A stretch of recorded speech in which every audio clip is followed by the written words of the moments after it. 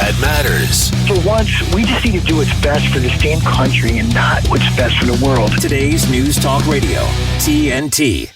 All right. Joining us now is our good friend, Uncle Warren. Warren was gracious enough to step in today last minute. I appreciate you, my friend, for doing that. Warren is the host of the show Extra Bola on Indie News Network, which you can find across multiple platforms, including YouTube, Rockfin, Rumble, and Odyssey. And you can also follow him on the tweeters, where you can also find his link tree that has links to all of his stuff at W Dearman. And that's dear like, oh, you're so dear. Dearman. Hey, Warren, how are you? I'm good. How are you doing, Misty? I'm a little fired up today, in case you couldn't tell. I'm a little fired up. I know. I was trying to figure out how you're going to segue out of all that hate to Uncle Warren and silliness. So, we're going to do our best. We're going to do our best here. Like jumping out of a volcano into a kiddie pool, with little those the pool noodles and I love duckies pool and noodles. stuff. Yeah. Pool noodles. Don't eat them, dude, kids. They're not real noodles. Okay, so my oldest is autistic, and so she gets very attached to certain things, and it'll will last for like some time. And when she was, I would say, probably around 18 months until maybe around 3, she was literally obsessed with rubber duckies, Warren. I mean, she had one in each hand everywhere she went, all the time. It's the cutest thing. I have like so many pictures of her with just rubber duckies in her hands all the time, of multiple different sizes, big ones, little ones, skinny ones, fat ones, it didn't matter. She just loved her some rubber duckies. So yeah, I need you here today because I'm angry. I'm mad today. I'm mad. I'm so tired of dealing with this crap. No, I hear you, and I'm glad you invited me on, because now I'm halfway to that foot-long meatball marinara that I have my eye on for free. So you said you're gonna get the punch cards out for us, right? So remember, clickety clickety clickety, halfway to meatballs. Well, I hear Indy, Reef, and Yeti are all kind of my go-to guys when I'm scrambling and I need I need a spot filled or whatever for whatever reason. Like today, I had a cancellation. I think it was Reef that filled in the other day when I had a cancellation. Like that, you guys are always ready to jump in whenever I need you. So you guys do need some punch cards, though. Well, we're always ready. I know, right? I do like meatball marinara, so that was no joke. I'm for real on that. But we're always willing to fill in INN. That is. Oh, I see what you did there. See how that works? Play on words. Witchcraft it is. Yeah. Yeah. INN's killing it too. Like INN is so INN, if for those of you that don't know, is Indie News Network, which Warren is a part of. It was founded by our dear friend Indy Left. And they have, I think Indy said the other day, 23 content creators currently. They just had a bunch of new graphics people that joined up, all volunteer basis. And they're just trying to create a community of content creators because in this time of unprecedented censorship, we need the numbers, we need that. We have to support each other. So yeah, you guys are killing it. It's a good mix of we have journalists, we have activists, we have just regular content creators, and like you said, our graphics people are really stepping up. All our volunteers that help us out, trying to get the word out and sharing when shows are on and that kind of thing. It's we're only 6 months in, but we've done a lot in those 6 months, and one of the main things we love doing is working with people outside the network too, with you guys, in Mikasa Sukasa, Hardlands Media, RBN, you name it, because we all have to work together, and because it's like what you were saying at the top there. How mainstream media, you said mainstream media wasn't doing its job. I think they're doing the job that they're being paid to do. It's just not the job we want them to do. Right. We don't want propaganda artists. We want actual media. And that's where the independent realm comes in. They have to do independent has to do the actual job of journalists now, because people like CNN and all these networks, they just serve empire, and that bottom line, and I don't think that's ever going to change. No, I mean, unless because Julian Assange once said that this generation is going to take down mainstream media. I'm paraphrasing there. I'm sure I butchered that, but I mean, he said that this generation will be the ones that are going to take down mainstream media, and I sure hope so. I sure hope he's right about that, because in my personal opinion, I think mainstream media is one of the biggest threats to humanity that we're facing right now. The way that they are able to manipulate the story and to push false narratives and manufacture reality, and lie us into war after war after war, and run cover for power. It's an unbelievably dangerous institution at this point. And I can't wait for it to go down. Frankly, I really cannot wait for mainstream media to tank. It already is, really. I mean, it's being superficially held up at this point by algorithms and bot networks and stuff like that. Their viewership is in the tank, and they know it. And that's why there has been such an increased attack on independent media, because that's the only way that they can survive, is if they take out their competition, which is what they've been trying to do. And as the technology...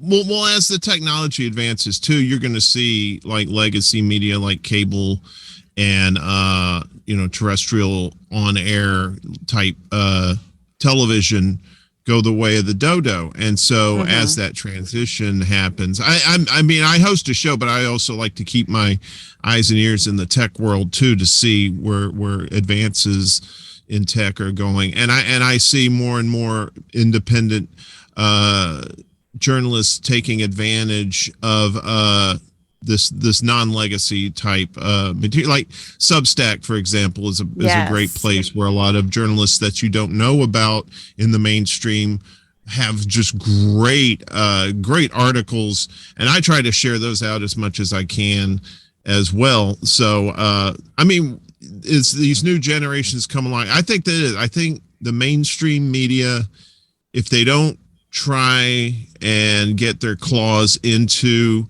online more, that's the thing, we have to keep them out of what independent journalists and activists are using. If we can keep them away from those tools and claim them for ourselves, then we've got a really good shot of turning the tide. Yes. Well, they're already trying to. I mean, we know that in particular on YouTube, which it's so funny. I did in my news segment, I don't know, a couple of days ago, maybe, or whatever. I was talking about the YouTube guy who did a speech where he was talking about how they're an open platform and they don't do gatekeeping. They're not the arbiters of truth. And I'm like, you're full of it, dude.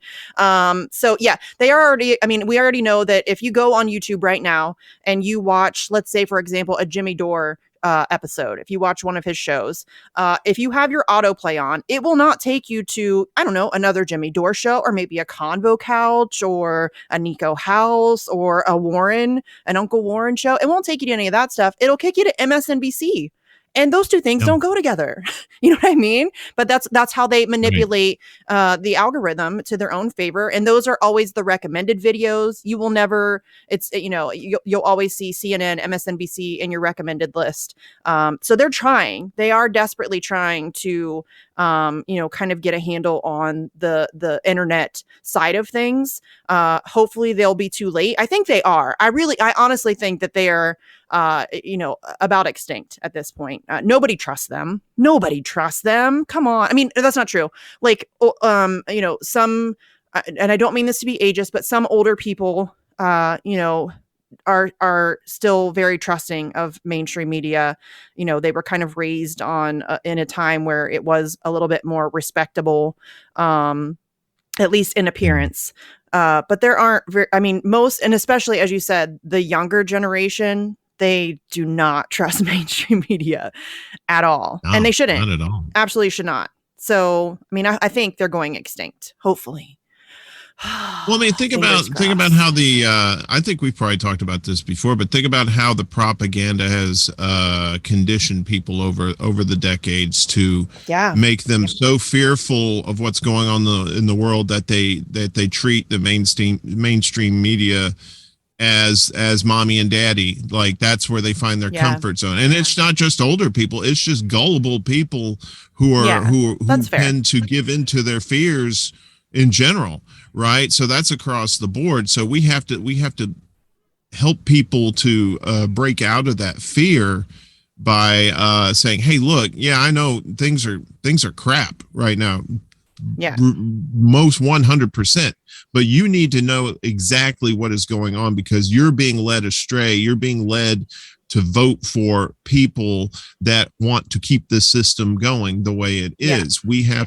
We have to give you information though that's going to make you still want to choose to do that. That's up to you, but at least you'll have the mainstream media that's going to like lie to you, but you'll also have independent media that's going to tell you the hard, cold truth.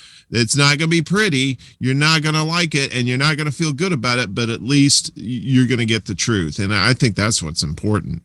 Yes. And you're so right about that. I think a lot of people are just, listen, it's hard. Like that's a big pill to swallow to really face reality about what's going on in the world, to actually face the fact that none of our elected officials are all psychopaths. They're war crazy, greedy psychopaths. And that's like a really difficult thing for people to come to terms with. I realize that. I really do. That's why I try to maintain some level of patience with people. Because that's a really overwhelming thing to deal with. But you're right. You can't change what you don't acknowledge. Like we can't fix anything, to quote Julian Assange again, paraphrase, I should say, but a nation can't change what the press won't reveal. And that's exactly what's going down. I mean, they're able to get away with so much of this stuff because mainstream media runs cover for it. And they help, hide this stuff and, cover up war crimes, and they'll lie you into wars. And they're constantly, working for power. I mean, never, ever, ever forget that. They do not work for you. They're not trying to tell you the truth. Caitlin Johnstone has a great article out recently, maybe a few days ago, where she talks about how they're not trying to protect you from misinformation. They're trying to protect you from information. They don't want you to know what's actually happening. And that's really where we're at. I mean, that's really the reality of what's going on here. And I get it. It's scary. Like that's a scary thing to, it's a lot. Everything you've ever thought is a lie. That's a lot. That's heavy stuff, like that's, but we need more people. Well, we need more people to snap out of it, please. To quote Patrick Swayze from Roadhouse, and you're rarely going to get a Roadhouse quote on the show. I'm pretty sure, but he said, "There's a time to be nice, and there's a time to not be nice." And then he ripped somebody's throat out. So, but the point is, forget the throat ripping for a second. The time to be nice is like you said, you try to be patient with people because there are some people who are on the edge, right? They're right there. They're kind of not sure. They really don't know what to believe, but it seems like if they trust you and you're willing to be patient with them and give them the information, they may be able to come over to the side of truth, right? But then there's some people that are just like, they're there on purpose, right? They're ops, they're bots or whatever. There's no change. I'm not nice to those people. And you have to figuratively roadhouse their throats out. Those people, right? In like text form. Don't go violent. We're not advocating for violence. Anyway. Don't come for us. We're just saying, allegedly. Roadhouse, okay. Exactly. Allegedly. Roadhouse is a good movie, though. So it's highly underrated. Movie. Yes, good movie. Patrick, and rest in peace, Patrick Swayze. I loved him. Okay, we have to take a quick break. Everybody hang on for just a couple of minutes, and we're going to be back with more from Uncle Warren right here on TNT Radio. For the news and talk you can't hear anywhere else. It gives you some awareness of what's really going on. Where things are at, even around the world. Today's News Talk Radio, TNT. Hello, this is TNT Radio, and you're listening to the Misty Winston Show. And I'm joined this hour by Uncle Warren. You know him, you love him. And we're just doing our thing, ranting and, about totally random stuff. We'll probably get distracted multiple times. It's what we do. But I think, as we were talking before the break, I do think that there are a lot of people who are like desperately searching for the truth and for alternative sources of information. I mean, really, that's why the increased attacks on independent media. That's why the elevated levels of censorship. That's why they're, trying to smear and slander anybody that speaks outside the lines. That's why, places like PayPal and Patreon and all of those things are coming after independent content creators because they, I think it's like a desperate grasp. they're kind of like a wounded animal backed into a corner, and they're just flailing at this point. Not to say that it's not going to get worse before it'll get better, because it's going to get worse before it gets better. But yeah, I have hope. I have hope here, and I don't normally have hope, but I do kind of have a little bit of hope around this, because the trust in media institutions at this point are in the toilet, rightfully so, and that's good. That's good to see. So, little silver lining. Yeah, there's nothing wrong with optimism with this, because you have to, right? If you're just a total negative, like, okay, we can't change things. What's the alternative? Are we just going to live with this problem? I'm not going to live with this. I'm pretty sure you're not going to live with this. No. I mean, you have kids too, so you have to worry about the future of your kids. I don't have kids, but I like kids, and I like the next generation, and I want them to, have a better future than what we had, us Gen Xers, when we were coming up. And so that's the thing, is we, instead of just saying, well, we can't do this, there's no hope, that we just have to find the solutions. The solutions are out there. We just have to get the right people together. And I've been and thanks to you, and like you and Fee, y'all really got me to wanting to get people out in the streets. Since I discovered y'all a few years back, I didn't know what the solutions was to any of this stuff, and now I know it's not electoral politics, right? They say, well, okay, vote on the local level for your sheriffs and mayors or whatever. Okay, fine, whatever. Right. But like on the national level, you're not going to get anything. You're not going to get anything done, right? So we have to get out in the streets. We have to, and in order to do that, we have to provide mutual aid for people, in order for them to have that courage to get out and do these things. Because that's the thing. It's like, I'm pretty sure a lot of people would get out in the streets if they didn't have rent to pay, if they didn't have to put food on the table for their families and that kind of thing, if they had some sort of financial backup to help them out, I think you would see a hell of a lot more people. But that's how the system's designed. The system's designed to keep you just right at that level, to where you're not ready to riot, but at the same time, you're not doing that great either, so. Right. That's we have to tip the scales in that regard. Yes. Well, and I think that that's there are two reasons why we don't have healthcare. One, because it helps with military recruitment, and two, because it keeps people from getting in the streets. Because if your healthcare is tied to your job, it's really difficult to convince people that they need to go on strike, or that they need to, involve themselves in protests and potentially get arrested or maybe fired for participating. And so, you're right. This is all by design. The system is, it is the way it is for a reason. They also do exactly what you just talked about. They're very good at pushing us just into the point where we start to, protest or kick back a little bit. And then they back off just enough to get us complacent again. And then the next time they push us a little bit further until we start protesting. And that's how we've gotten so far off track, because they're very smart about it. They don't come at us all at once and do all of this stuff in one shot. They tiptoe towards it. You know what I mean? And then they back off. It's a very fine little dance that they got going on. They know exactly what they're doing. It's very intentional. But yeah, we really do need people to get more engaged. And it's hard because everybody is so exhausted and busy. Most people have to work 2 jobs or 3 jobs, and people have kids and they have to mow their lawn and all of that stuff. And so it's really difficult for people to find time, A, to educate themselves and to even figure out what's going on, and then B, to be engaged enough to be able to push back in, a real substantive way. Because I'm going to keep saying it. The only way we ever get anything is through mass public pressure. That's it. That's the only way. There's no voting. Anytime we've ever gotten anything, it's because there has been mass public pressure forcing it. And that's just the reality of it. But they have everybody so exhausted and busy and complacent. And, they give you just enough bread and circuses, as they say. Everybody's watching the Kardashians, or I don't know. What do people watch? I don't know. I don't even know if the Kardashians is still on TV. The Bachelor. I don't know. Is that like a thing still? Okay. All right. There's a lot of there's a lot of distractions, and then that's all part of the design too. I was talking with a friend last night, and we were discussing what's going on over in Russia and Ukraine, and my friend was saying, well, this is just it basically just spouting what the mainstream media was saying, right? And my friend is a good person. They're not like one of these people. They do not like what is going on in this country. They're not systematic. They're not status quo. This is not a status quo person. So I asked them. I said, well, where do you get your information from?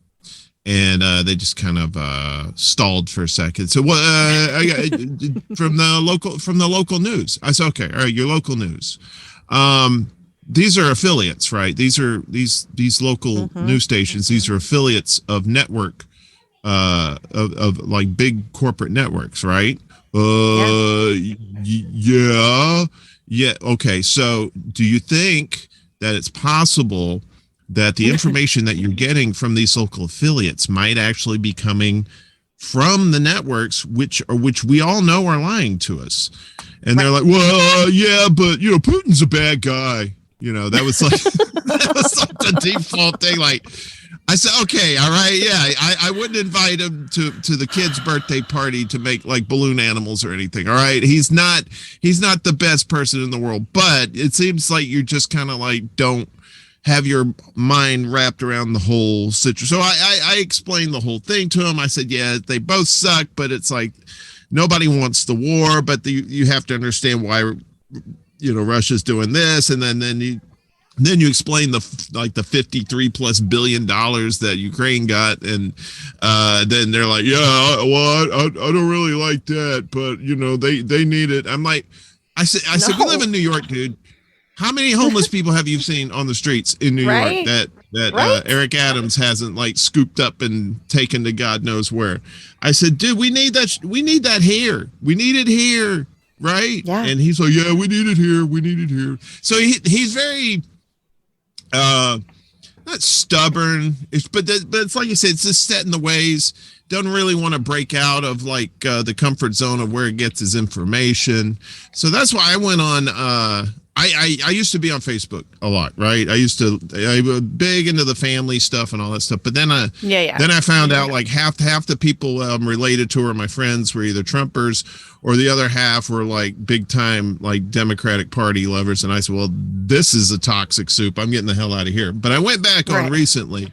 I said, look, I'm getting back on here periodically to remind you that there are independent news sources besides the mainstream media. And I had the post, and in each, I had like a reply, and in each reply I put like all the channels, like you guys, like a whole bunch of independent stuff in there. I got 3 likes from it, and it was from people that I know who are kind of like the same like-mindedness as I am about this, Everything else, it was just like crickets. So it's just we got a long way to go, sis. We do, as far as educating these folks, but we can't stop. We can't stop. No, we can't. But and I think that's I ask people all the time, what do we do? Like, how do we get people? Like, I've asked Scott Horton, I asked Clint Russell, I asked Reed Coverdale, I've asked most people who are in the business of creating content in whatever form. I keep trying to ask them, how do we get people to snap out of the haze of the propaganda that they are being force fed? Because you're right. I mean, even at the local level, your local news, that's not you're right. You're getting the mainstream media. You're getting an MSNBC narrative. Thanks to Bill Clinton and the Telecommunications Act of 1996, we now have maybe 4 or 5 companies that control most, and by most I mean like 90% plus of the media that you consume. And that's everything from like TV shows to magazines to newspapers to, whatever. And so it's really difficult for people to find alternative sources of information. And even your local news is corrupt as hell. And I don't know how to get people to recognize that. And I don't know how to get people, because you're right. It's hard. It's like that cognitive dissonance where they don't want to believe that these people are so evil and corrupt that they're lying to them and that they're doing all these horrendous things. And I get that. But we don't have time for that kind of cognitive dissonance anymore. That's why it's difficult. Like, I try to be patient with people, but it's also really difficult because people are suffering. People are dying. And we just keep perpetuating this cycle of oppression and nonsense. And it's hard to stay patient with people and to, it's hard. It is hard. It's hard. I'm not a very patient person just in general. And so when I'm confronted with somebody who is like a vote blue, no matter who, Rachel Maddow watching liberal, and that's hard. Yeah. It's really, really hard for me, I do. On the other side, a vote red, no matter who, Tucker Carlson watching, person, like that's hard too. Like those people who are so just consumed by their tribalism. That's very hard for me to deal with. Exactly. Bingo. It is. And it's straight up tribalism too. But that's where the comfort zones come from, right? You think about like people in small towns, how like, especially like you have like a lot of church going folks, right? So it's a whole community. You don't say anything that's out of place within your community because you don't want to be considered an outsider. You just want to go along to get along. You're just doing your job. You're trying to, like I said, you're trying to pay the mortgage or the rent. You're trying to put food on the table, and you don't need people trying to disrupt that. So you just keep quiet. My dad was like that. He was one of these people. He had his opinions, but he never gave his opinions on anything because he didn't want people coming after him or his family. He wanted to keep it on the low, as they say. But me, I have a big mouth. And so I get that from mom. Mom was just like, mom was very blunt. She would tell you if she didn't like you or not. And she didn't really like, beat around the bush when it came to that stuff. So I really appreciated that. Sometimes a little too blunt, like, okay, Mom, we're at the store, you don't have to go crazy. This guy, okay, he's all right. He's all right. We're going home now. But, you get like, that's the thing. It's like these social norms that have been going on for forever. Yes. These are the things we gotta break people out of. It's like, and I was, I'm a Southern boy. I was in that comfort zone too. I didn't know anything about politics till really 2000. That's when I really started paying attention, when that crazy Bush Gore election was going on. I stayed up all night watching that. I just thought that was the craziest thing I'd ever seen. And so, and then each year after that, I just started paying attention a little more. And then along the way, I started finding alternative information sources, once deemed crazy or like fringe or whatever. But it turns out they were right. And that's another thing too. They demonize, like you said, they demonize these independent news sources as fringe to make them sound crazy, make it sound like, okay, this is not what we talk about. We don't listen. Right. We don't listen to that. So, if you can break out of conformity, that's like 95% of the job there. Then you just got to go find the right information and you're good, Yeah, you're so right. You are so right, because everybody just wants to fit in, right? Everybody wants to fit in. They don't want to be an outcast. They don't want to be an outsider. And so want to make waves.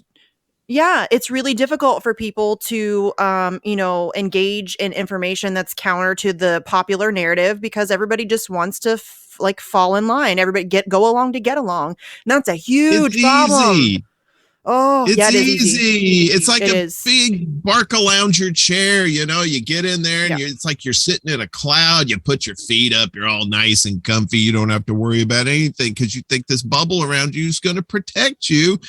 But that's the thing. It's like people feel all comfy and stuff until there's like people knocking on their door and saying, okay, now we're going to disrupt your life. You should have done something earlier to stop this. But it is really just like the comfort of conformity. That's what it is. The comfort of conformity. You just go along to get along. It's really, really, really hard to be controversial, to speak, outside of the lines. They will come for you. They will smear you. They will slander you. They will hate stalk you. They will dox you. All manner of things will happen to you. And that's why there aren't more truth tellers. And that's why I keep keep preaching about this. We need to support our truth tellers in real time, because very often, as we've seen across history, we demonize our truth tellers, we otherize them, we ostracize them, and then 20, 30, 40 years later, everybody wants to celebrate them, as, oh, they were such a hero for telling the truth. How about we support them in real time? Can we try that just for a little bit? I'm just saying, let's just try it. See how it goes. I think, seriously, can we just give it a shot? It's very frustrating. Okay, we have to take another break. Everybody hang tight for just a couple minutes. We'll be back with more from Uncle Warren right here on TNT Radio. Freedom of speech, freedom of movement, freedom of choice, freedom of assembly, freedom of health. The voice of freedom is TNT Radio. Hello, this is TNT Radio. You're listening to the Misty Winston Show. I'm very sing-songy today coming out of breaks, I just realized. I don't know what that's about. I'm sorry. My apologies. Hello. I don't know what that's about. Hey, Robert, see, you got some Robert Goulet going on. So. That's me that's me. Deal with it. You're going to have to deal with it. I'm awkward. Get over it.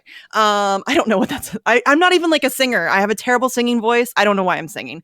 Anyway, we're here with Uncle Warren and we're ranting, and we're having a good time. Not really, because we're talking about really depressing stuff, but we, astonishingly, we do have a little bit of hope going on today, which if you know me, you know, I'm generally kind of a cynic, but as you said earlier, we have two options. We can lay down and die, or we can fight back.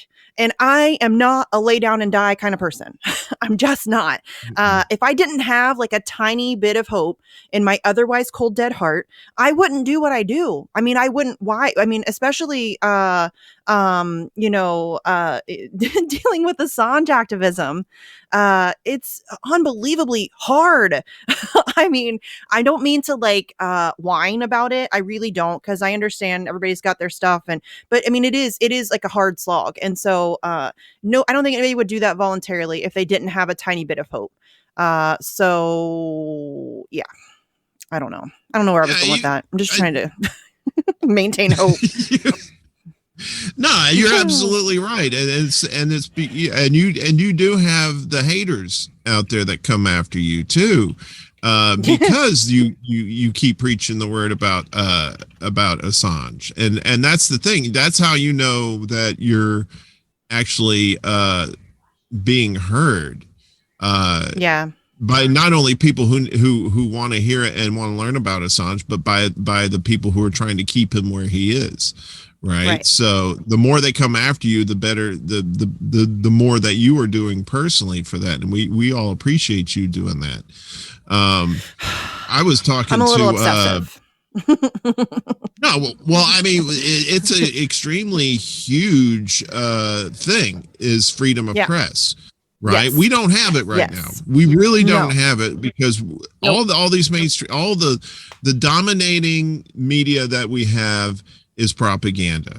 It is pure propaganda. And it's so obvious too. I mean, you don't even have to be a student of propaganda to hear BS when you hear it. You know, they say, oh, well, this is going great here. No, it's not. Like you'll see, like Biden will do tweets, or whoever does Biden's tweets will get on Twitter and say, yeah, the economy is going great. You know, we got like the most jobs ever.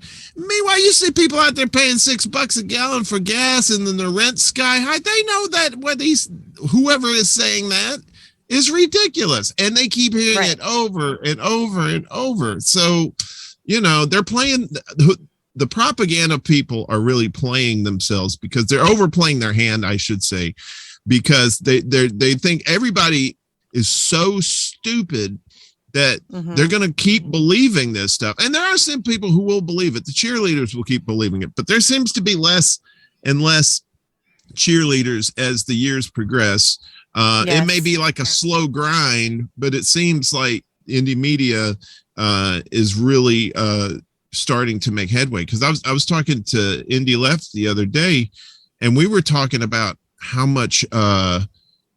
many creators, how many like channels and independent news is out there, and that it's really sad that it's saturated, and I think that's a good thing, because Yes. you should have too many options, right? Yes. That was a hell of a lot better than like trying to dig for information. I would rather be bombarded with it and just have to sift through, because not all of it is 100% legit, obviously. So, you have to have some sort of, you have to be able to, parse the wheat from the chaff.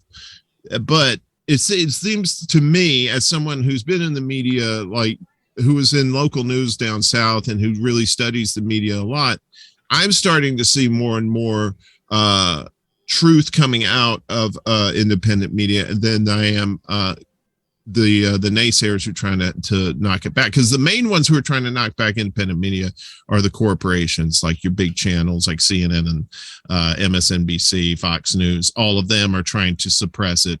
But you have like some of your bigger streamers out there who are kowtowing to them too, but you can see right through them too. I mean, it's really hard to disguise the propaganda these days. Yeah, for sure. It really is. And I think that you're right. I think a lot of people are, listen, some people are just more susceptible, I think, to falling for propaganda. Mm-hmm. I wish I could figure out what that is and how we fix it. Like how we can get people to be more aware of and able to parse out like what is propaganda and what is not. Because, as you said, there are some really high profile streamers who are garbage. You know what I mean? Like they are pushing mainstream narratives and the lies of empire, and they're, pro war, and they're, it's really terrible. But they do that under the guise of like being left. And it's just really terrible. It's really dangerous. Mm-hmm. But they have a ton of followers and a ton of subscribers and Patreons. They're making millions of dollars, which is funny to me all by itself.